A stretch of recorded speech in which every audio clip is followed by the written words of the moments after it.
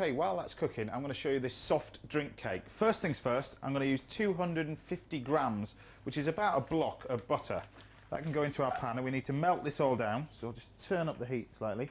Now, to help it on its way, we're going to put some cola in there. I want about sort of 175 mils of cola. We can measure this out first so we get the quantities bang on for this cake.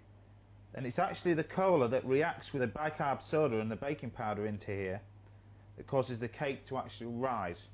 But we pop in 175 mils of that. That can go straight into our pan with our butter, and just slowly melt that down. Don't heat it up too much, don't allow it to come to the boil. So while that's melting, I can actually add my dry ingredients into our bowl. I'm going to use some self-raising flour.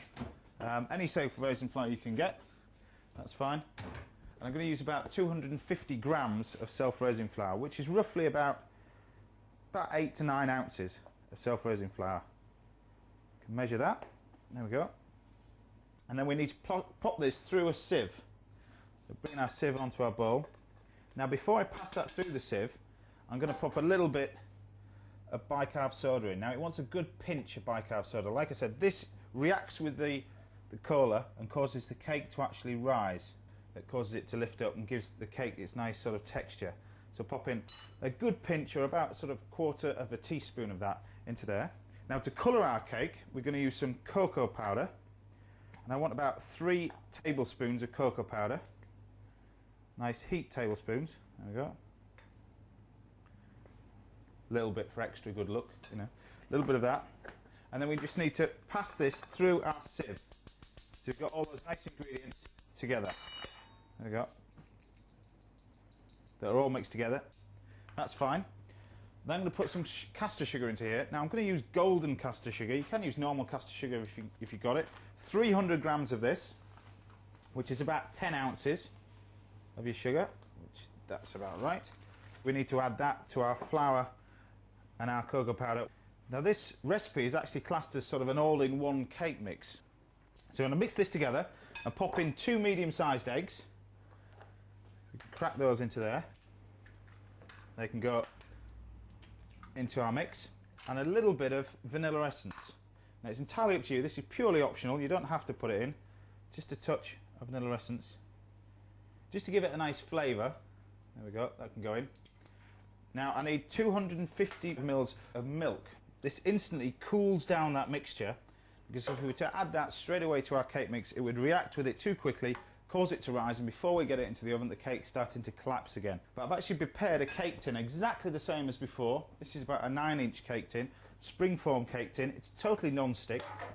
And then we can start incorporating all the ingredients. Now, it's actually easier to use a whisk, to be honest, at this point. So we can then take our spoon out. The reason being, we need to get these ingredients quickly as possible mixed up.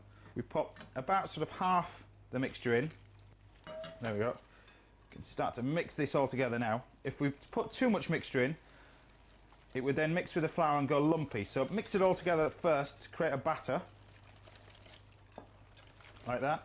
And then at this point, we can start adding just the rest of the ingredients, like that.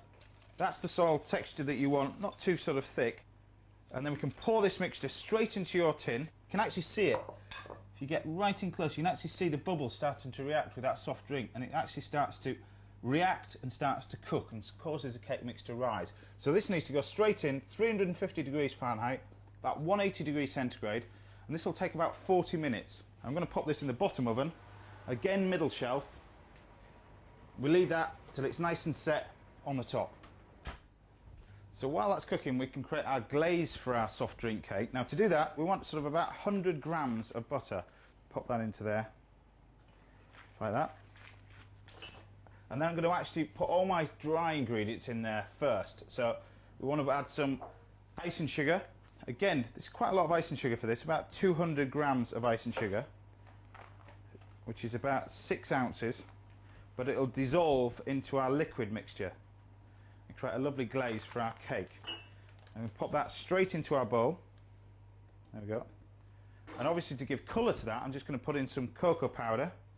Want 2 tablespoons of cocoa powder, like that. And then, so we've got similar flavours running throughout our cake. We can pop in about 2 tablespoons of this sort of cola into our butter. Pop that into there. Now we're going to whisk this all together. So our butter's now melted.